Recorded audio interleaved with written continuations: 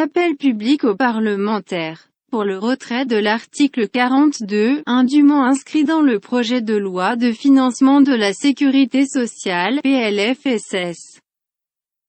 Prévenir les isolements, stopper les contentions. Le 19 juin dernier, le Conseil constitutionnel a obligé le législateur à préciser le cadre des pratiques d'isolement et de contention mécanique des patients en psychiatrie en introduisant l'action du juge des libertés, de la détention, JLD. Parallèlement, la contrôleuse générale des lieux de privation de liberté, CGLPL, a dénoncé les conditions scandaleuses d'utilisation de ces pratiques.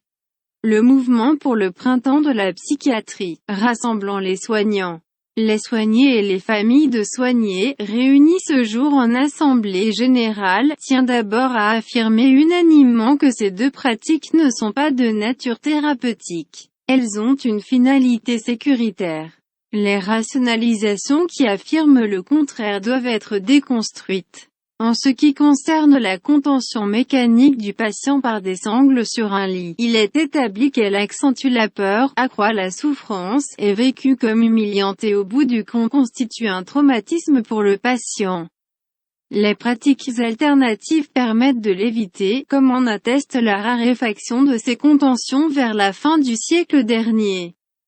Les institutions psychiatriques ayant développé les dispositifs de soins sectoriels ont pu se doter de moyens humains, matériels et immatériels, conception de soins, jusqu'à faire disparaître les sangles des services de soins.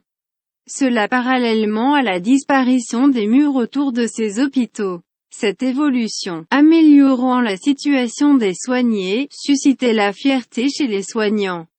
En ce qui concerne l'isolement dans une chambre aménagée, cette pratique représente une des alternatives à la contention. Si elle peut constituer un recours en urgence pour contenir l'agitation destructrice ou autodestructrice provoquée par l'état psychopathologique de la personne soignée, avant qu'elle ne soit soulagée par des actions cette fois thérapeutiques, c'est l'abus de son usage à d'autres fins qui est inadmissible et doit cesser.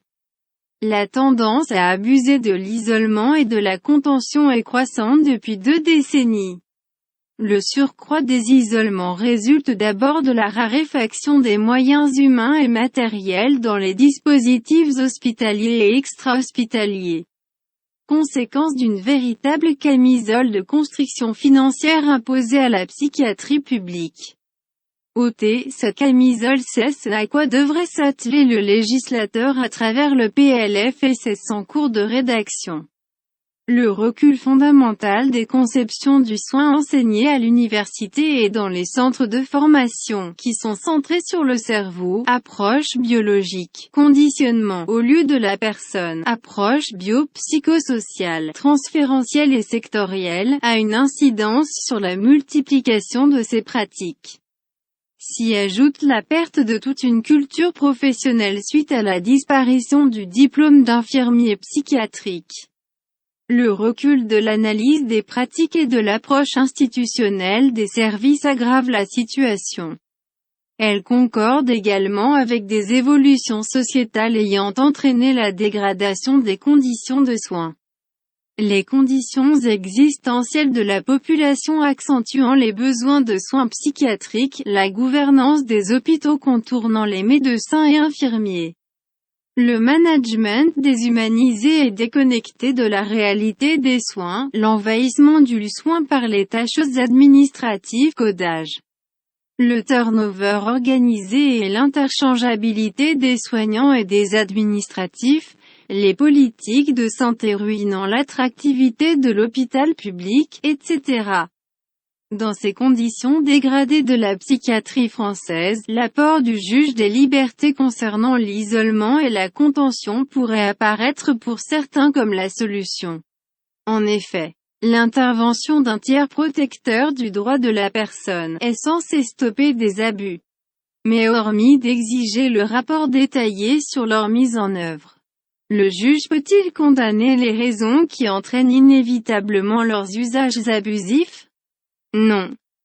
pour le printemps de la psychiatrie. Prévenir les isolements abusifs et stopper les pratiques de contention mécanique passe par un trépied de conditions indissociables.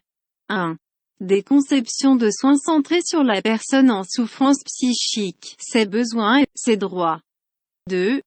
Des moyens humains et matériels hospitaliers et extra-hospitaliers permettant un accueil rapide de proximité sur l'ensemble du territoire national. 3.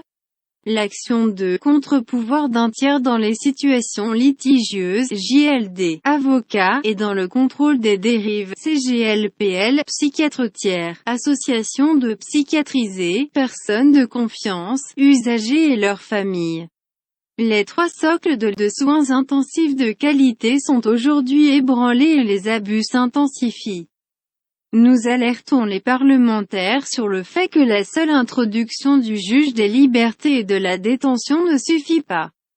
Pour stopper les pratiques de contention et pour prévenir les dérives de l'isolement, il est indispensable de corriger les défauts de la psychiatrie française énumérés plus haut et prendre 3 mesures politiques urgentes. 1.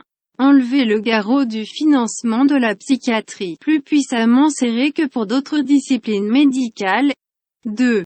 Favoriser l'enseignement des conceptions de soins adaptés et la formation à des pratiques non abusives. Parallèlement à l'arrêt des formations à la gestion de la violence inadaptée.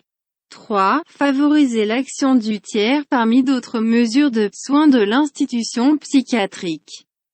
Le printemps de la psychiatrie adresse aux parlementaires un appel au retrait de l'article 42 sur la contention et l'isolement, indûment inscrit dans le projet de loi de financement de la sécurité sociale, PLFSS, et demande que les travaux parlementaires concernant la psychiatrie se fassent dans un cadre législatif approprié et après une vraie concertation. Le 21 novembre 2020, printemps de la psychiatrie.